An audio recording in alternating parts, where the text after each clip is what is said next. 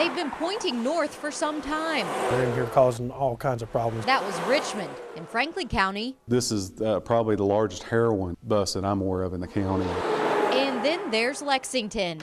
A heroin ring arrested at the Hyatt last year, a total of 198 heroin arrests in the city. Much of the source, a 5.5-hour straight shot from here. Court documents show that 1 out of 6 people arrested on first-degree trafficking in heroin cases in Lexington since January 1 claim the hometown of Detroit. Heroin in this area tends to follow that I-75 corridor from, Detroit down. And with the recent spike in Lexington violence, 6 murders and 20-plus shootings since June 11th. Illegal drugs are largely fueling the violence on our streets. So we headed up to the place known as the start of the heroin highway, where the violence, we're told, is born and grows and leaves. If you're seeing an uptick in that in Lexington, Kentucky, just look to Detroit. Look at that history. It could be what's driving it.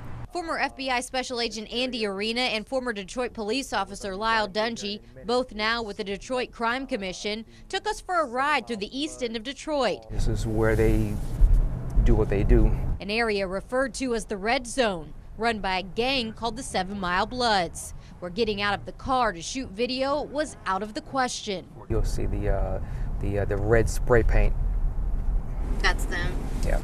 They ride with windows cracked, easier to hear screams and gunshots. It's the reality. Obvious signs that we need to leave. We stopped, though, in a safe zone to talk.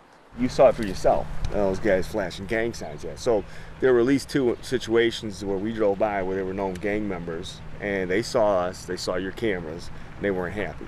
And we went by, you said we went by the first time, not too much of a concern, but the second time was when they were wanting to know why we were there. The first time they're looking at you, who are you? The second time they're basically challenging you. They're throwing gang signs to alert you who they are.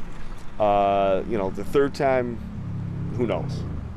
There wasn't going to be a third time. We're going to put you guys in that situation. But most of the drive there was no one to see. This whole block might be gone. Just burned out homes or nothing. I used to do a lot of raids in this area, and back then it didn't look as bad as it does now. Dungy and Arena say work they've done to stop drug trafficking on these streets has pushed some of the trouble out. The Detroit police learned a lot of things. The dopers learned a lot of things. And south.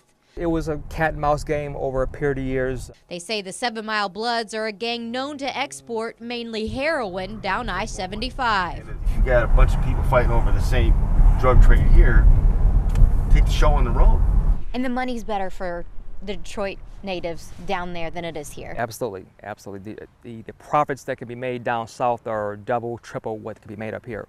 And the gangs know that, and they go down there to try to exploit that. Lexington officials say that exploitation has slowed as of late. With drug stings focusing on heroin, they're getting a handle on who's bringing it in and the potential of the violence the out-of-towners in turn carry with them. When you get a spike like that, it's usually, there's some underlying current, something's causing it.